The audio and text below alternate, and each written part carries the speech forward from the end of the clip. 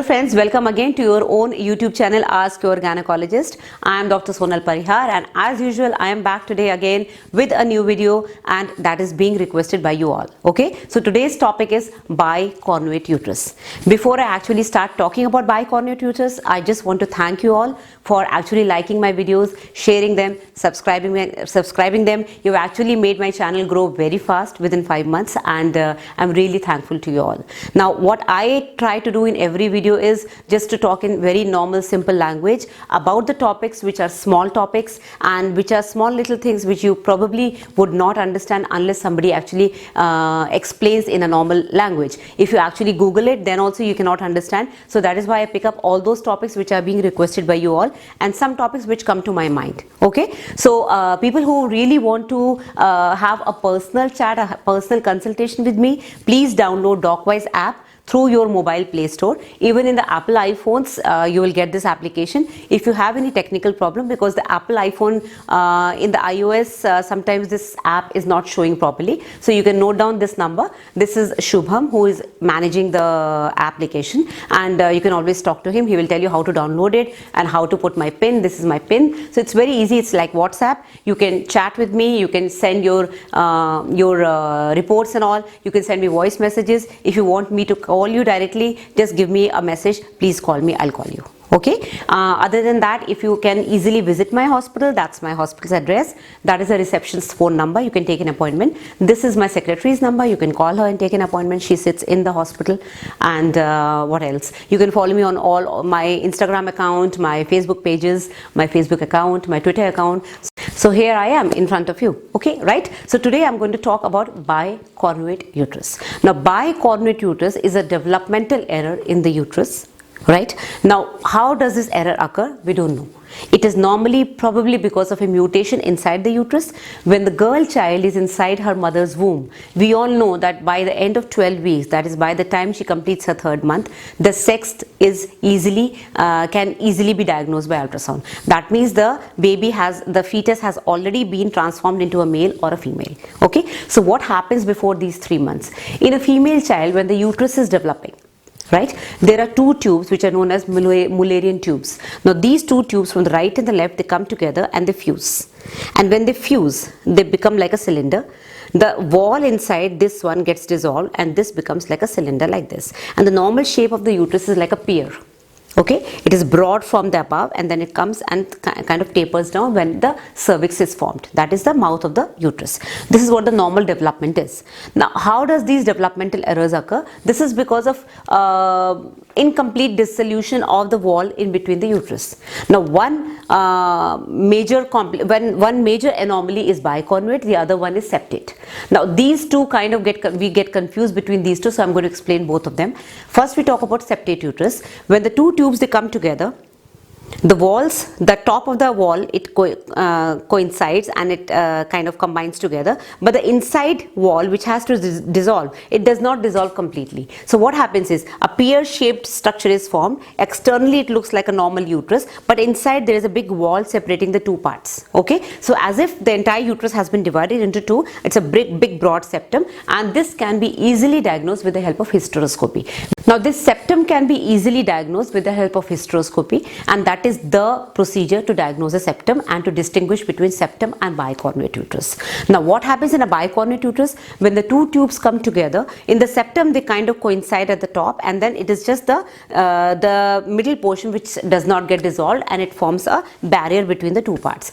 In bicornuate, when they come together, they join in the end, in the like lower portion, but they do not join in the upper portion. So it becomes like a heart shape uterus. So what happens is, because they are joined in the lower portion, the cervix, the mouth of the uterus, and the vagina, they are formed.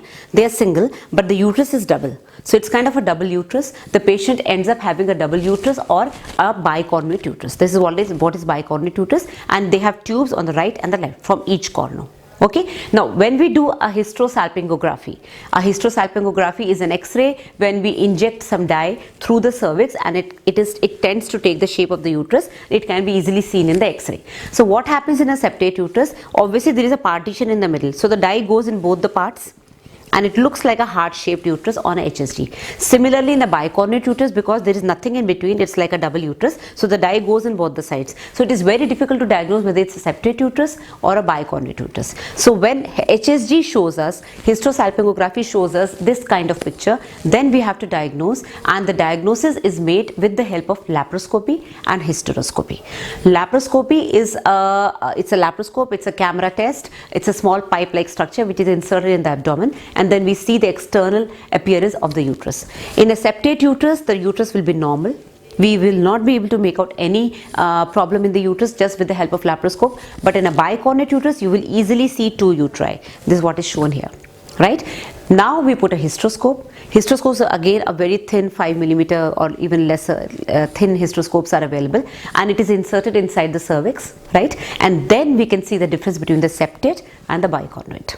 Right? In the septate uterus, what we will see is we can go easily inside up till probably in the lower 1/3 of the uterus we can easily go in, and then there is a barrier.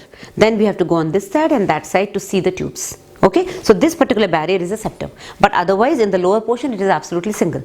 In a bicornuate uterus, it is only the cervical portion which is single. As soon as we go in, we see that there is a tunnel here and a tunnel here. That means there is one cavity on this side and one cavity on the other side. Okay, so that is the difference, how we distinguish between a bicornuate and a septate uterus with the help of hysteroscopy and laparoscopy. The laparoscopy is must, because sometimes even hysteroscopy can be confusing. Okay, now what are the complications because of these? Septate uterus, both the anomalies will never give any difficulty in conceiving. So you cannot say that I am not able to conceive because I have a bicornuate uterus. A bicornuate uterus or a septate uterus will only give rise to miscarriages and preterm labor. Septate uterus is more commonly involved in cases of miscarriages, because whenever the embryo is formed, when the sperm and the egg, they meet in the tube, and then within 3-4 days they come to the uterus, there is no atmosphere in the uterus for the fetus to survive, because the implantation doesn't take place properly because of the broad fibrous septum. There is no blood supply, hence the miscarriage. Okay, so the septate uterus has to be corrected, and it's very easy. It doesn't need any stitching, any cutting, no blade, no knife involved. Simple hysteroscope inserted inside. Patient is given some anesthesia, and there is a scissor which gets attached to the hysteroscope. Or if it is a broad septum, it is not possible to cut with a scissor. Then there is a resectoscope, which is simply a wire which on which the electric current is passed, and it can easily cut that fibrous septum. And it's just about half an hour to 1 hour procedure, and the patient can be discharged on the same day, and within 2-3 months the uterus becomes normal, and then she can plan her conception, right? In the bicornuate uterus, if we talk about the incidence, it is one of the commonest anomalies. The incidence is around 0.5%, that is 5 in 1000 females will have bicornuate uterus. Normally it is asymptomatic, that means the patients will not even know, the female will not even know that she has a double uterus, unless accidentally it is diagnosed in ultrasound or a CT scan or MRI. Okay, the problems that can appear with bicornuate uterus may be sometimes irregular periods or heavy periods, because she has got double uteri, so double endometrium.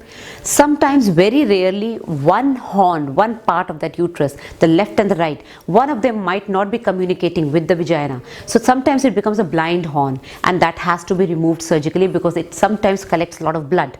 It's like a hidden menstruation happening inside the uterus, and it has no outlet. In that case, the patient will need surgery, and that particular area, that particular horn will have to be removed, because it is a vestigial organ. It is not doing anything.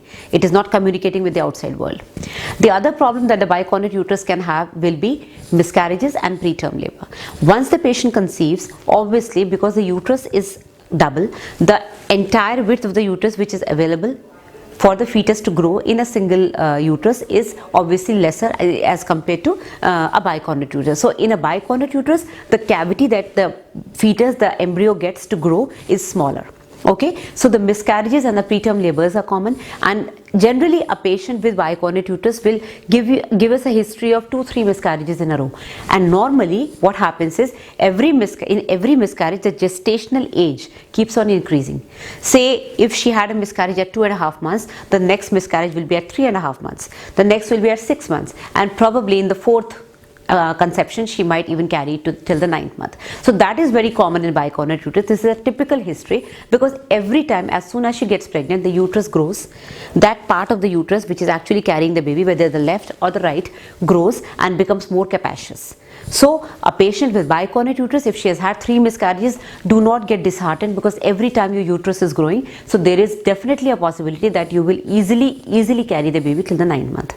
The other problem with bicornuate uterus, which is commonly seen, is a weak cervix, which I have actually explained in the previous video of short cervix. Sometimes congenitally the cervix might be short, or even if it is not short, it might be weak. It has been seen in bicornuate uterus that generally the cervix is incompetent and it needs stitching in the 4th month.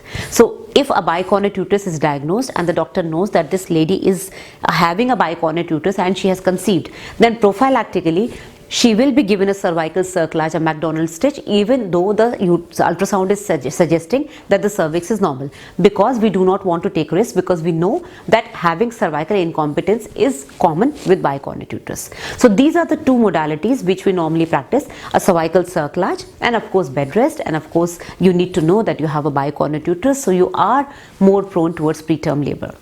The surgery that might be conducted in some patients in which there is a lot of problem with bicornuate uterus in the form of menstrual irregularity or in the form of conception, she might be infertile because of that.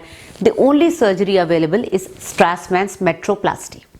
Strassman is the name of the person who invented it. Metro means uterus and plasty means you are repairing it. So what we are doing, simply the heart-shaped uterus has to be joined properly and it has to be made like a pear.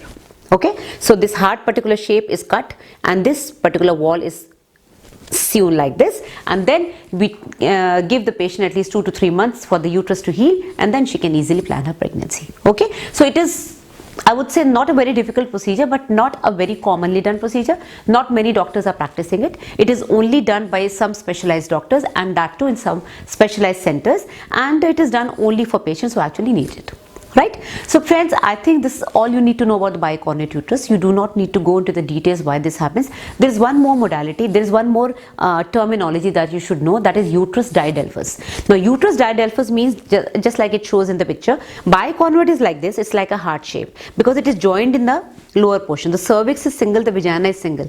In a diadelphus uterus, the entire uterus doesn't join. Both the tubes, they kind of come together, but they don't join at all. It is just the lower portion, the vagina, which is formed. So the vagina is common, but as soon as we enter the vagina, we see 2 cervix and then 2 uterus. So absolutely duplicate 2 uterus, right? So again, this particular uterus, because there are 2 uterus, so she will obviously have a heavier menstruation, and generally they do not interfere with pregnancy at all, because she's got 2 separate uteri, full cavities. She might be pregnant in both the uteri, so twin babies in both the uteri. So that is very uncommon, but this is another, again, one terminology that you should know. Okay, so that's all guys. If you have any more confusion, just inbox me. I go live every day I'm answering your questions which have been asked the previous day. So I do not answer the questions live, I just copy them, I just take a screenshot and answer them the next day.